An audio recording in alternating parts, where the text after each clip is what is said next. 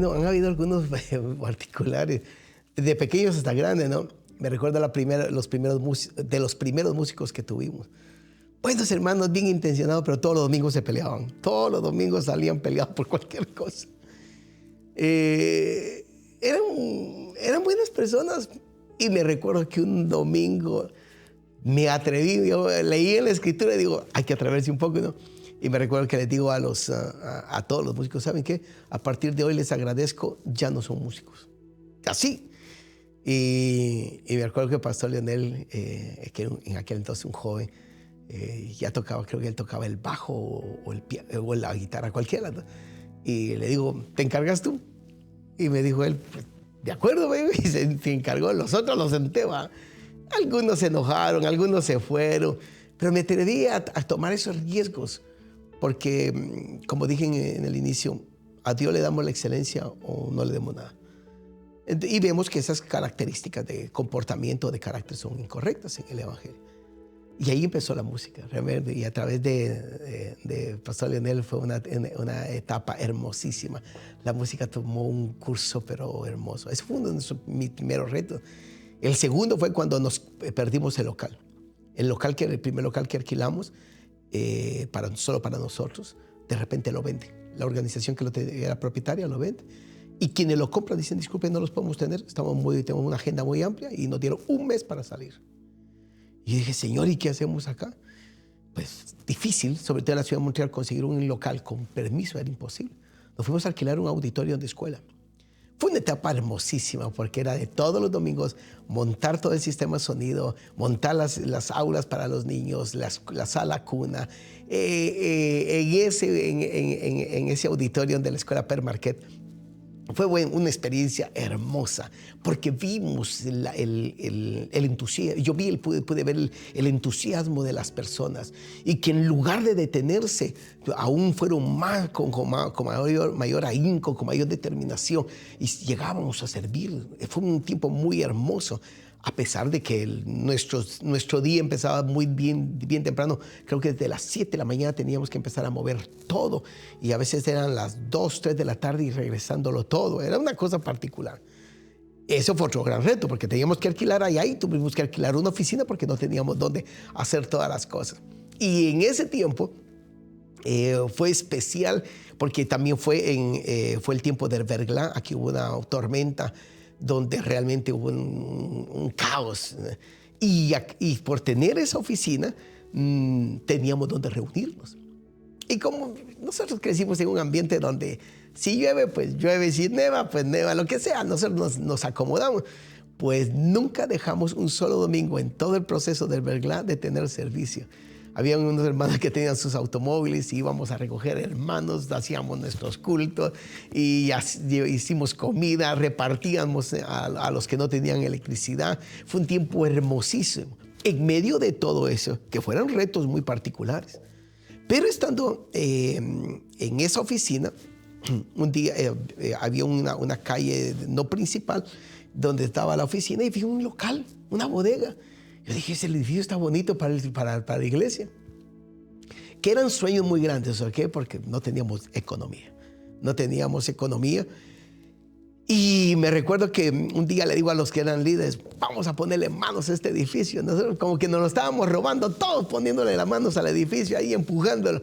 Y claro, declarando que este edificio era nuestro. Y no habíamos hecho, pero ni el primer tratado, ni el primer contacto. Y lo creímos. Y lo logramos comprar. Realmente lo logramos comprar de una manera muy particular. Porque teníamos la escuela, teníamos la oficina y ahora meternos a esta. Es que Dios nos puso en gracia de una manera particular. Porque aquí en la ciudad de Montreal dar permiso para iglesias es casi imposible. Y nosotros le dijimos al propietario, lo podemos comprar pero si tenemos el permiso. Cómo Dios lo guió, no sé, pero en menos de 3 meses teníamos el permiso para congregación. Nos metimos ahí. Estaba que hoy lo digo, pero en aquel entonces no lo podía decir. Era una ex morgue de una casa funeraria. Ahí había estado el laboratorio donde hacían la limpieza de cuerpos. en el segundo piso, en la parte de abajo, allí estaban en el lugar donde metían todas las cajas de muertos. Era una cosa del otro mundo. Todavía olía así menos raro, ¿no? Pero mi argumento fue, si he oído hermanos que compran discotecas, compran bares y las convierten en congregaciones, ¿qué no vamos a hacer nosotros? No le dije nada a nadie porque si no todos eran un escándalo. Y fue maravilloso porque fue un tiempo lindo. Nosotros lo construimos, lo reconstruimos, hicimos todo lo habilitamos para la iglesia y no sabemos ni cómo. Pero ese tiempo hubo algo muy particular. Nosotros necesitábamos $65,000 para entrar y comprar ese local. Yo hice una convocación el día miércoles. Dije, mire, quiero hacerles saber que el día miércoles vamos a hacer una convocación. Quiero compartirles el proyecto de comprar el edificio. Y cuando llega el día miércoles, llegan casi solo madres solteras, personas verdaderamente con escasos recursos. Yo solo me quedé viendo y dije, Señor, ¿y aquí qué vamos a hacer? Pero bueno, yo le hablé del proyecto, les dije, y de una manera sorprendente, de esas 65 personas se consiguió el dinero. La gente lo dio. Yo cuando me vine a dar cuenta, que por cierto, fue algo pero maravilloso, porque para muchos eso, en $65,000 puede ser que sea nada, pero para mí era un paso pero enorme, enorme, enorme ante todo eso. Ese fue uno de nuestros segundos retos. Y saber que comprábamos algo que estaba derrumbado, algo que tenía años de no estar en función, que no servía, que había sido una exmorgue, pero que ya no tenía nada, había que restaurarlo todo. Y lo hicimos. Nosotros votamos, hicimos de plomería, ¿de qué no hicimos en ese edificio? Fue maravilloso. Pero en medio de todo eso, como Dios va haciendo todo, casándolo de una manera perfecta, porque en ese tiempo, estando en la escuela, llega Profeta Susana. Y en esos momentos nuestro grupo administrativo, pero éramos buenos hermanos, ¿no? Buenos hermanos que no conocíamos de administración, no conocíamos de números, pero ahí lo estábamos haciendo, ¿no? Y ella llega y pasado el tiempo, no sé qué tiempo haya sido, me descubro que era administrador y que conocía todo esto. Y le digo, mira, no quisiera trabajar conmigo. Y la pregunta de afuera, ¿y cuánto me paga? Yo le digo, pues no tengo nada que pagarle, solo tengo robo. Y yo de atrevido le digo, pero si usted trabaja, hágase usted su salario, le dije. Y gracias a Dios que lo aceptó. A raíz de ese cambio administrativo, que hubo otro cambio bien fuerte, verdaderamente nos dio la pauta para poder hacer los otros cambios que iban a venir, sobre todo ese que lo estábamos adquiriendo de un local. Le invertimos, no sé cuánto le invertimos, porque realmente lo botamos todo y lo hicimos nuevo por dentro. Al final lo dejamos, pero hasta con alfombra, con aire acondicionado. ¿Qué no se hicimos ahí? Ese era nuestro gran sueño. Para nosotros era lo mejor que podíamos tener. Pero llegó el momento que crecimos. Y ya creciendo nos dimos cuenta que teníamos que buscar otro lugar. La misma, ya al tener ya tantas personas y tener 2 cultos, ya era una presión, tenemos que buscar otro lugar. Y el siguiente reto fue adquirir otro. Buscamos por más o menos 4 años y no llegaba el momento de nada. En todo lugar nos lo bloqueaban, no.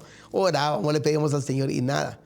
Pero previo a eso, en ese proceso que estuvimos ahí en Sant André, en ese local, en una ocasión estamos en la ciudad de Roma, Italia, y a mí me gusta mucho la arquitectura y con mi esposa estábamos viendo esas majestuosidades de iglesia. Y yo de atrevido al aire, ¿vale? Le digo a mi esposa, si Dios nos va a dar algo, ¿qué nos de un local como este? Le dije algo así, porque me gustó. Hay una iglesia que se llama El Panteón, hay una cosa pero arquitectónicamente hermosa. Entonces le digo, si algo que Dios nos va a dar, que nos dé esto. Y así se quedó. Lo tremendo fue que de repente pasaron 4 años nosotros buscando, perdimos, tuvimos que invertir porque en la ciudad de Montreal cada vez que se hace una aplicación para buscar el cambio de la zona, se tiene que pagar. Y se tiene que pagar de acuerdo al costo del edificio. O sea que hubieron momentos que hasta $5,000 tuvimos que pagar por ver que nos cambiaran el zonaje, para que a los 2-3 días nos dijeran no. No nos podían decir no si no aplicábamos, pero ya aplicados se quedaban con el dinero, ¿no? Pero bueno, Cuando un día estamos pasando aquí por la calle, por esta avenida, y me dice mi esposa, mira, me dice, si Dios nos da un local, que nos dé uno como este. Yo le digo, no, está loca. Le dije, ¿sabes cuánto nos costaría esto? Ese edificio, solo calefacción, es un dineral horrible. Le dije así, para sorpresa mía sobre todo, el Señor sí había oído aquella palabra que yo había dicho en Roma, que si el Señor nos va a dar un local, que nos dé uno como este. Y para más sorpresa, mi esposa me dice, y yo le digo, no, estás demasiado. Pues este fue y lo adquirimos, un gran reto, porque realmente ya me sentía con bastante fe con $65,000 que habíamos adquirido, pero ahora estamos entrando a una propuesta de $1,300,000. Era casi, pero imposible. Y para más, estamos en Panamá, y me dice una predicadora puertorriqueña, que ni nos conocías. Nosotros estábamos desayunando y ella está pasando cuando él se voltea y me dice, el Señor dice que se te va a ir gente de la iglesia y no temas. Yo dije, ok, en eso estábamos haciendo el cambio, y dicho y hecho. Nosotros que cambiamos a este local, y contábamos con toda la gente que estaba allá, que realmente contábamos, porque todos eran un apoyo para poder adquirir y asumir esa responsabilidad. Y lamentablemente en el cambio se fueron muchas personas. Y yo decía, wow. Y nos quedamos unos cuantos a comparación de lo que éramos. Pero el Señor ya lo había dicho. Son unas cosas lindas que el Señor siempre advierte. Y nos advierte para que aprendamos a no temer, sino a confiar. Entonces cuando se fue, yo dije, bueno, ya tú me lo habías dicho, tú vas a hacer algo, dije. El asunto es que asumimos esta responsabilidad, que fue uno de los retos más grandes. Pero cuando lo asumimos, yo no había hecho los cálculos, ¿ok? Creo que administración lo había hecho, pero no me lo había dicho, y gracias a Dios que no me lo dijo. Pero yo nunca había hecho los cálculos de que realmente nos estábamos lanzando a una responsabilidad gigante para nosotros, demasiado grande. Puesto que cuando negociamos con la diócesis, negociamos una hipoteca de 2 años. Y una hipoteca de 2 años con un capital de $650,000, porque logramos tener los $650,000 de enganche, era bastante, ¿no? Y cuando vimos el presupuesto se había subido casi, creo que eran $78,000. Eso era un dineral. Nunca, si veníamos de allá con un presupuesto como de, ¿qué? Tal vez, yo creo que no llegaba ni a los $20,000, a $78,000 era incalculable, ¿sabes? Eso, y de repente yo dije, pues, si Dios lo dijo, pues Dios lo paga. Mi mismo concepto. Si Dios me dijo, Dios lo paga. Y lo creímos. Y sorprendentemente, hasta hoy hemos llegado. Solamente creyendo a Dios. ¿Cómo se pagó? Yo no tengo ni idea. Y no solo pagar, la inversión que hemos hecho, porque la inversión ha sido más costosa que la misma adquisición. Lo que hemos gastado en la adquisición, en las renovaciones, de todo lo que se ha hecho, porque el edificio se ha modernizado, nos ha costado más que el mismo capital. Y lo glorioso es que todo ha salido. ¿Y de dónde? Yo no lo sé. Porque algo aprendí siempre. Yo siempre he dicho las palabras del apóstol Pablo. Pablo dijo, a mí no me mandaron a bautizar, a mí me mandaron a predicar. Entonces yo te lo he dicho de esta manera, a mí no me mandaron a contar dinero, a mí me mandaron a predicar, el resto que se encarguen los demás. Y así ha sucedido, y ha sido maravilloso ver cómo Dios se glorifica. Pero hay un detalle que se me pasaba por alto, que sí también ha sido otro reto, el día que teníamos que juntar los $650,000. Llega el día viernes, cuando ya teníamos que tener el enganche. Ese día firmamos, ese día teníamos que entregarle al notario el dinero, y yo creo que faltaban como, si no me recuerdo mal, como $125,000. Era un platal. Y ya dije, me voy a ir a cortar el pelo. Me fui a cortar el pelo ahí esperando, y profeta Susana me decía, de repente me decía, mire, alguien te trajo que 1,000, que trajo 2,000, y así iba, pero nos faltaba mucho. Y me acuerdo que en días, como 2-3 meses después, uno de nuestros hijos se iba a casar, y nosotros teníamos un ahorro para apoyarlo en su matrimonio. Lo tremendo es de que estoy cortándome el pelo cuando el Señor me dice, y yo estaba orando, y le digo, Señor, ¿y de dónde lo sacamos? Y me dice, dame todo ese dinero. Le digo, Señor, ¿y el hijo? Pero dámelo. Del momento que yo dije, sí lo doy, y confirmé que había un dinero más, lo tremendo es que De ahí en adelante la gente empezó a llamar. Y para la gloria de Dios, a la 1 de la tarde teníamos los $125,000 que nos faltaban. ¿Cómo? Hasta hoy. Por cierto que no sé ni quién llamó. No sé, porque siempre me he tratado de estar ajeno a todo eso, solo para depender en la confianza en el Señor. Y fue maravilloso. Esos han sido, yo creo que los retos más grandes que hemos tenido, en cuanto a lo que ha sido el ministerio. Creo que una de las cosas es oír a los grandes. En una ocasión estábamos en Chicago también. Y me recuerdo que el predicador dice, ¿saben que le pedí, estaba orando al Señor que me diera un avión transatlántico? Y vale $65 millones. Yo en esos días no tenía el carro que tenía, era más viejo que otra cosa. Y dice, le estaba orando al Señor y me dijo que lo pidiera acá porque aquí se va a recoger. Yo me quedé con el cerebro reventado, si lo puedo expresar así, porque yo estaba lidiando con centavos y se está hablando de millones. Y esos momentos de oír gente que ha logrado, porque la fe viene por el oír, dice la Escritura.